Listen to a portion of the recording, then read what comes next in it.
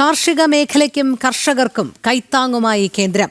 പ്രധാനമന്ത്രി ധൻ ധാന്യ കൃഷി യോജന പദ്ധതിക്ക് കേന്ദ്ര മന്ത്രിസഭ അംഗീകാരം നൽകി. രാജ്യത്ത് 100 ജില്ലകളെ കാർഷിക ജില്ലകളായി പ്രഖ്യാപിക്കുകയാണ് ലക്ഷ്യം.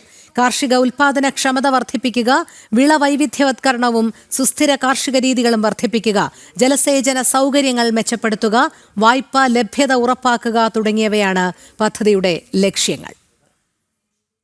രാജ്യത്തെ കാർഷിക മേഖലയ്ക്ക് ഉണർവേകാനുള്ള കേന്ദ്ര സർക്കാരിന്റെ ഏറ്റവും പുതിയ പദ്ധതിയാണ് പ്രധാനമന്ത്രി ധൻധാന്യ കൃഷി യോജന. 2025-26 സാമ്പത്തിക വർഷത്തേക്കുള്ള കേന്ദ്ര ബജറ്റിലാണ് കർഷകർക്കായി ഈ പ്രഖ്യാപനമുണ്ടായത്. കാർഷിക ഉൽപാദനക്ഷമത വർദ്ധിപ്പിക്കുന്നതിനും രാജ്യത്തുടനീളമുള്ള കർഷകരെ പിന്തുണയ്ക്കുന്നതിനും ലക്ഷ്യമിട്ടുള്ള പ്രധാനമന്ത്രി ധൻധാന്യ കൃഷി യോജന പദ്ധതിക്ക് കേന്ദ്ര മന്ത്രിസഭയുടെ അംഗീകാരം ലഭിച്ചു.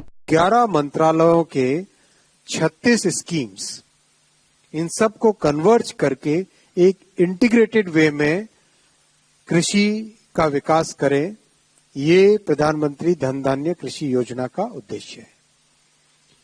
बहुत ही महत्वाकांक्षी, बहुत महत्वपूर्ण, बहुत ही एक गेम चेंजिंग स्कीम ये होने वाली है. കാർഷിക ഉൽപാദനക്ഷമത വർദ്ധിപ്പിക്കുക, വിളവൈവിധ്യവൽക്കരണവും സുസ്ഥിര കാർഷിക രീതികളും വർദ്ധിപ്പിക്കുക, വിളവെടുപ്പിന് ശേഷമുള്ള സംഭരണം വർദ്ധിപ്പിക്കുക, ജലസേചന സൗകര്യങ്ങൾ മെച്ചപ്പെടുത്തുക, വായ്പാ ലഭ്യത സുഗമമാക്കുക എന്നിവയാണ് പദ്ധതി ലക്ഷ്യം വെക്കുന്നത്. ജനം, ഡൽഹി.